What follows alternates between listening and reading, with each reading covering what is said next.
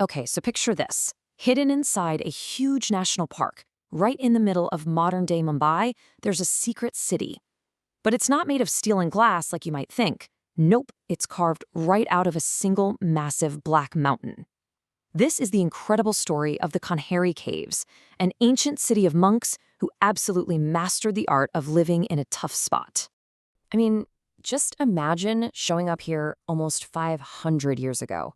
That's what a Portuguese traveler named Dom João de Castro did, and he was just blown away. He didn't see a couple of caves, he saw a city. His words, not mine. A sprawling complex that could hold thousands of people. That's the kind of scale we're talking about here. And get this, he wasn't exaggerating.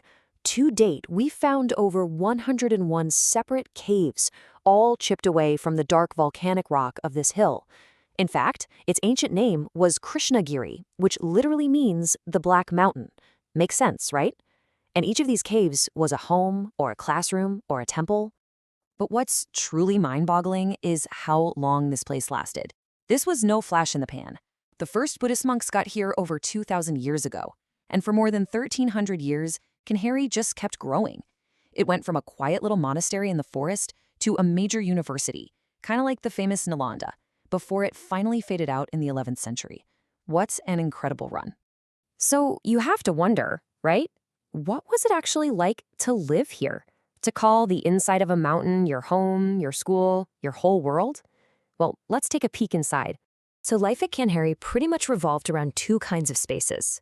First, you had the viharas. These were the living quarters. Think of them like minimalist, rock-cut dorm rooms. Super simple rooms, and they'd even carve a stone slab right out of the wall to use as a bed. But then, you had the chaityas, and these were something else entirely. We're talking about these massive, breathtaking, cathedral-like halls for everyone to gather and worship in. But hang on, all of this life, thousands of people living for over 1,000 years. How? How is that even possible? Well, it all depended on solving one giant problem. And let me tell you, their solution was nothing short of genius. I mean, seriously, think about it. The whole city is on top of a big, isolated hill.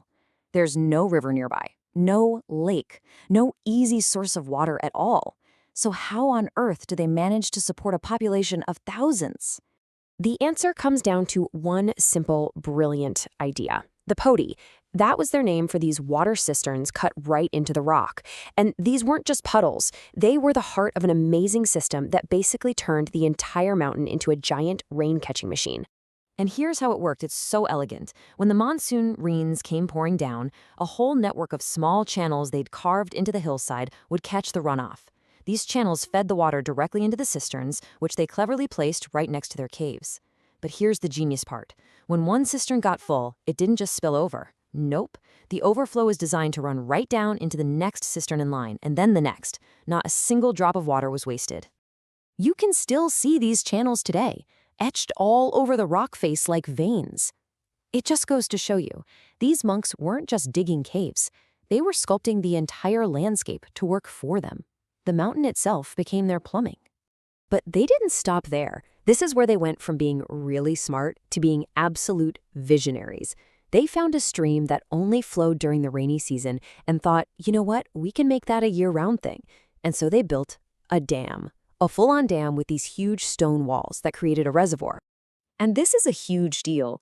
We're not talking about a little pile of rocks. This is the oldest dam we've ever found in this entire part of India. These monks were pioneers of hydraulic engineering 2,000 years ago. It's absolutely incredible. Okay, so once they figured out the whole not dying of thirst thing, which is pretty important, they could focus on other things, like turning the very rock they lived in into a giant storybook with messages that we can still read today. A perfect example is Cave 90. It's not one of the bigger caves, but wow, almost every inch of it is covered in these super detailed carvings. And the main attraction is this figure, Avalokiteshvara. In Buddhism, this is the ultimate symbol of compassion. Now look closer at the carvings around him, because they tell a really powerful story. He's shown saving people from 10 different dangers. But here's the twist. They're not just literal threats. They're metaphors for our own inner struggles. That angry elephant, that's your own unchecked anger. The lion, that's pride. The cobra represents hatred. It's basically a 2,000-year-old self-help guide carved in stone. All right, so from those smaller, story-filled caves, we're now heading to the main event, the undisputed crown jewel of Kanheri, a space designed for one reason and one reason only: to inspire pure awe. You know, one visitor put it perfectly. His guide was smart and saved Cave 3 for the very end. Why? Because if he'd seen it first, every other amazing cave would have just seemed, okay, I guess. That's the kind of showstopper this place is. And here's the part that just breaks my brain every single time. We think about building things by adding stuff, right?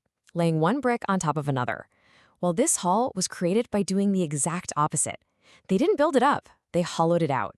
They started with a solid mountain and just carved away everything that wasn't this sacred hall. It's architecture by subtraction. The scale is just staggering.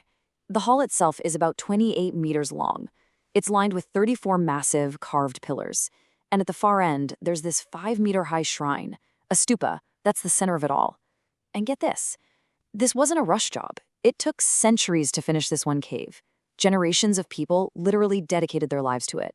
So when you step back and look at the whole picture, from the incredible water system to the prayer halls, what does Kanheri really have to teach us today? For well over a millennium, this place was so much more than just a bunch of caves.